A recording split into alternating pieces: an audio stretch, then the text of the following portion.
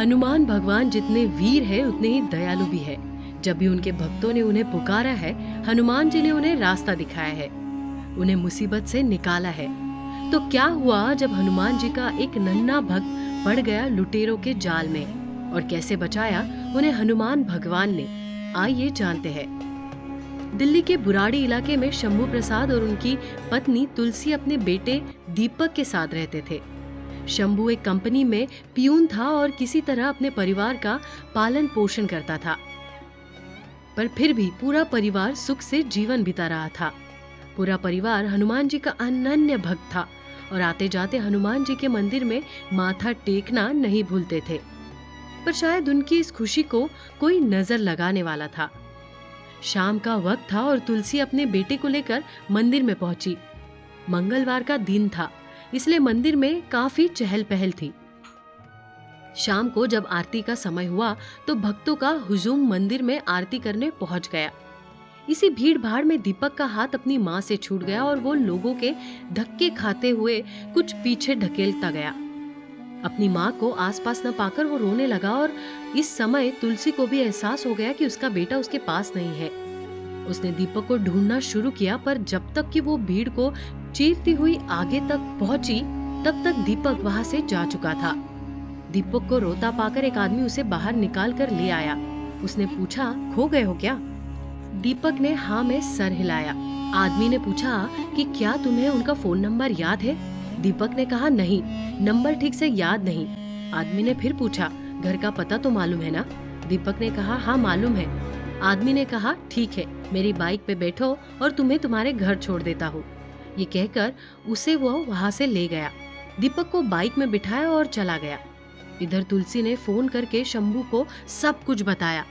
शंभू भी कुछ ही देर में मंदिर में पहुंच गया और दोनों चारों ओर बच्चे को ढूंढने लगे। उनकी मदद के लिए कई लोग वहां सामने आए, पर दीपक का कहीं भी पता नहीं चला।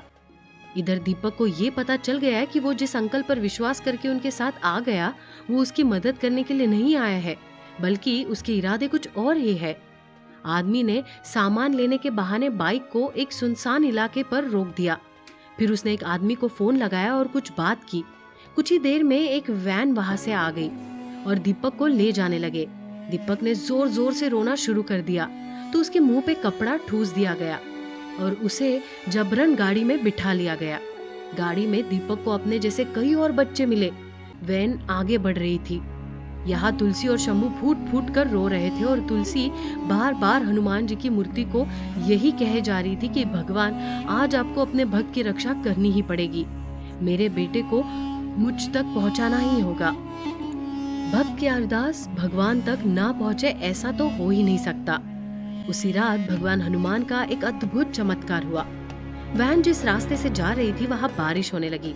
बारिश इतनी हुई कि कुछ ही देर में सड़क में पानी भर गया और आगे जाना मुश्किल हो गया।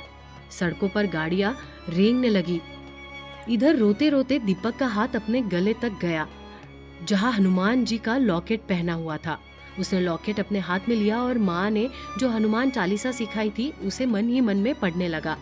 तभी वैन को पीछे से किसी ने टक्कर मार दी।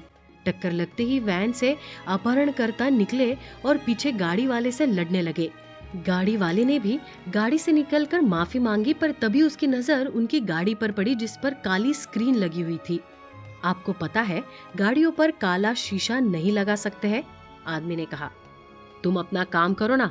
अपना काम ही कर रहा हूँ, मैं यहाँ का पुलिस प्रभारी हूँ, गाड़ी खोल कर दिखाओ। सुनते ही दोनों किडनैपर्स ने भागने की कोशिश की, पर इस समय तक वहाँ काफी लोग जमा हो गए और वो भाग नहीं पाए। बच्चों को छुड़ा लिया गया और उनके परिजनों को फोन किया गया।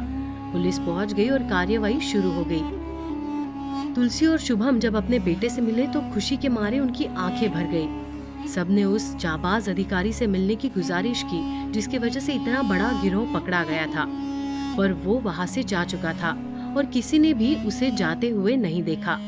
तुलसी और शुभम ने मन ही मन सोचा कि हो न हो साक्षात भगवान हनुमान ने हमारे बेटे की रक्षा की है। कुछ दिनों बाद वो सपरिवार हनुमान मंदिर गए और वहाँ विधिवत पूजा अर्चना कराई और भगवान को भोग लगाया। इसलिए तो हम बार बार कहते हैं कि बजरंग बली की जय हो।